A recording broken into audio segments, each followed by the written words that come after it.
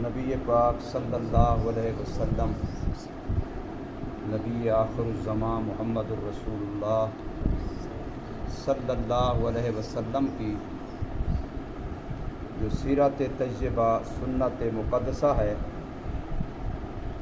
اتنی بڑی قیمتی اور انمول دولت ہے کہ دنیا کے کسی بھی دھرم مذہب والوں کے پاس یہ نہیں ہے سوائے مسلمانوں۔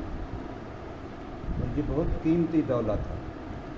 حضور صلی اللہ علیہ وسلم کی سنت، حضور صلی اللہ علیہ وسلم کا بتلایا ہوا طریقہ بہت ہی قیمتی دولت، انمول دولت، دنیا میں کسی کے پاس بھی یہ نہیں ہے سوائے مسلمانوں۔ مسلمان واحد وہ قوم ہے، مسلمان واحد وہ لوگ ہیں جن کے پاس وہ دولت ہے جس پر اللہ تعالیٰ کی طرف سے گارنٹی ہے کہ یہ مقبول بھی ہے، قبول بھی ہے، اللہ کی پسندیدہ بھی ہے اور نجات کا یقینی ذریعہ ہے۔ نجات کا کیا ہے؟ وہ رسول اللہ صلی اللہ علیہ وسلم کی سنت۔ آپ کو یاد ہوگا ہمارے پچھلے سالانہ پروگرام پر جب بچوں کی دستار بندی تھی، ہمارے شیخ پیر طریقت رہبر شریعت حضرت اقدس حضرت مولانا حافظ ناصر الدین خاکوانی دامت برکاتہم تھوڑی دیر کے لیے تشریف لائے تھے، رفیق جامی صاحب کے بیان کے درمیان میں تشریف لائے تھے بچوں کی دستار بندی کرنے کی۔ تو اس وقت ہمارے دوست ہیں مولانا عبید اللہ گورمانی صاحب، ان کا بیٹا بھی اکلوتا بیٹا ہے، وہ اس کو حافظ بنا رہے ہیں۔ تو ان کو پیش کیا کہ بچے کے لیے دعا کریں۔ بچہ بھی آگے ہوا سلام کرنے کے لیے، تو حضرت نے دیکھا کہ اس بچے کی شلوار ٹخنوں سے نیچے، اس بچے کی جو ابھی تک بالغ نہیں ہے، وہ بچہ اب بھی بالغ نہیں، چھوٹا ہے۔ فوراً حضرت نے مجھے ڈانٹا۔ حضرت کو پتہ نہیں تھا کہ اس مدرسے کا یا کسی اور مدرسے کا طالب علم ہے، مجھے ڈانٹا۔ پھر اس کے بعد جب بتایا کہ بھی فلاں مدرسے کا اور مدرسے کا ہے، تو اس کے استاذ کون ہے؟ اس کا استاذ کون ہے؟ وہ اس کو تربیت نہیں کرتے، بچے کی تربیت نہیں کرتے، تو بچے کی شلوار ٹخنوں سے نیچے۔ یہاں مجھے ڈانٹا، پھر بیان ہوا، بات ہوئی، جب باہر گاڑی پر بیٹھنے لگے میں نے سلام کیا، پھر مجھے کہا اگر سنت کی پابندی بچہ نہ کرے اس کو نکال دو، اس کو پڑھانے کا فائدہ نہیں ہے، تربیت مقصد ہے۔ اب آپ اندازہ لگائیں، بظاہر تو چھوٹی سی بات ہے، لیکن کتنا بڑا آدمی جو عالمی مجلس تحفظ ختم نبوت کا عالمی امیر ہے، اور اس وقت حضرت خاکوانی سے بہت بڑی شخصیت ہے، لوگ جن کی زیارت کو، ملاقات کو، ہاتھ ملانے کو ترستے ہیں۔ کل حافظ جی ہمارے ساتھ تھے، شیخ پورہ میں ہم گئے، تو وہاں حضرت نے ایک نکاح پڑھایا۔ نکاح کے اندر سنت یہ ہے کہ پہلے خطبہ پڑھا جائے، پھر ایجاب قبول کرایا جائے۔ کیونکہ وقت بہت تھوڑا تھا، جلدی میں تھے حضرت نے فوراً ایجاب قبول کرا دیا۔ ہاں بھئی، دولہا کون ہے، دلہن کا وکیل کون ہے، اقمار کتنا ہے، یوں پوچھ کے حضرت نے فوراً نکاح پڑھا دیا۔ جب نکاح پڑھا چکے فوراً خیال ہے، اوہو میں نے خطبہ تو پڑھا نہیں ہے۔ حافظ صاحب کل میرے ساتھ موجود تھے اس مجمع میں، کتنا بڑا مجمع تھا۔ اوہو میں نے خطبہ تو پڑھی، مجھ سے غلطی ہو گئی، فوراً اپنی غلطی مان لی۔ اب آج کوئی غلطی ماننے کے بجائے الٹا اس ایک غلطی کو چھپانے کے لیے 10 اور غلطیاں کر دے گا، لیکن اپنی غلطی نہیں مانے گا۔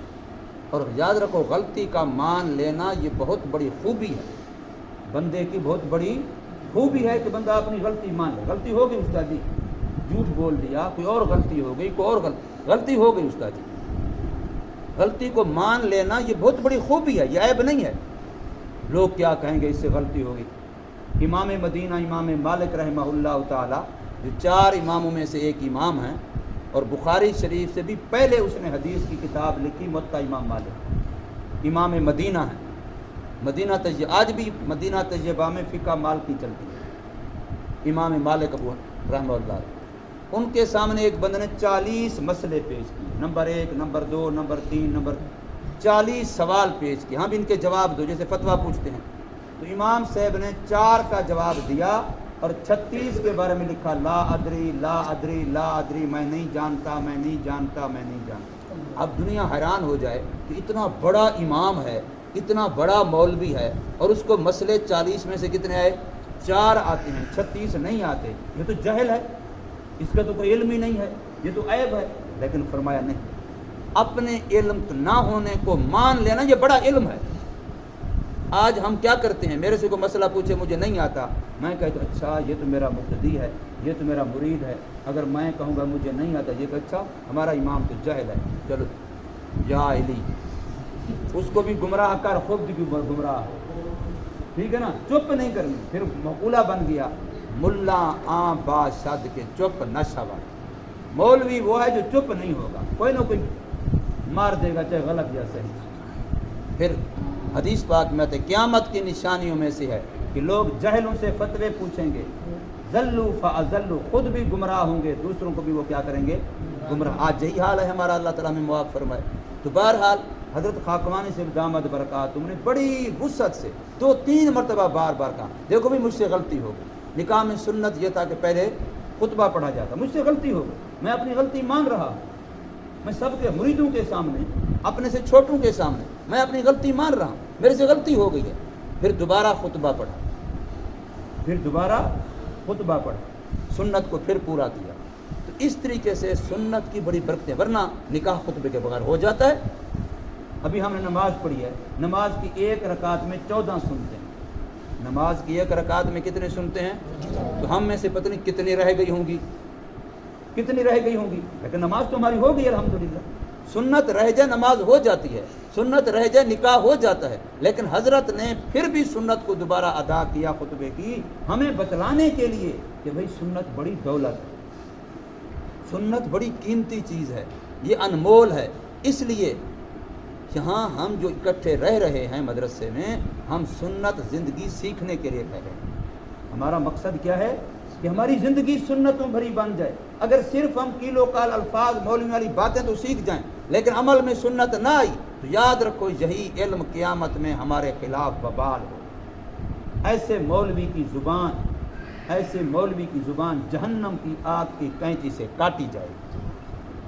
اس لیے سنت سیکھو، سنت پر عمل کرو خدا کے لیے، لباس سنت کے مطابق، اٹھنا بیٹھنا سنت کے مطابق، سونا سنت کے مطابق، کھانا سنت کے مطابق، کھاتے وقت جب بیٹھے دسترخوان پر ایک دوسرے کو دیکھو، کوئی کسی بچے نے بسم اللہ نہیں پڑھی، کوئی بندہ الٹے ہاتھ سے کھا رہا ہے، الٹے ہاتھ سے پانی پی رہا ہے، الٹے ہاتھ سے کوئی چیز لے رہا ہے، جو الٹے ہاتھ سے کوئی چیز دے رہا ہے، تو فوراً اس کو روکو کہ بھئی یہ ٹھیک نہیں ہے، ایسے ٹھیک نہیں ہے۔ دائیں ہاتھ سے دو، دائیں ہاتھ سے لو، دائیں ہاتھ سے کھاؤ، دائیں ہاتھ سے پیو، اپنے سامنے سے کھاؤ، یہ نہ ہو کہ سامنے یہاں بنتا ہے یہ پرلی طرف جا کے لقمہ اٹھاتا ہے۔ یعنی یہ چیزیں سیکھنے کی ہیں۔ سنت بڑی دولت ہے، انمول دولت ہے، مسلمانوں کے بغیر کسی کے پاس بھی یہ سنت نہیں ہے۔ ہمارے نبی صلی اللہ علیہ وسلم کی سنت ہم میں سے غریب کے پاس بھی موجود ہے، دیہاتی سے دیہاتی کے پاس بھی موجود ہے، ان پڑھ سے ان پڑھ کے پاس بھی موجود ہے۔ اس لیے ہمیں اس پر اللہ کا شکر ادا کرنا چاہیے اور سنت کو اپنی زندگی میں اپنانا چاہیے۔ اللہ تبارک و تعالی ہمیں سنت کی برکتیں نصیب فرمائے اور اس پر عمل کی توفیق عطا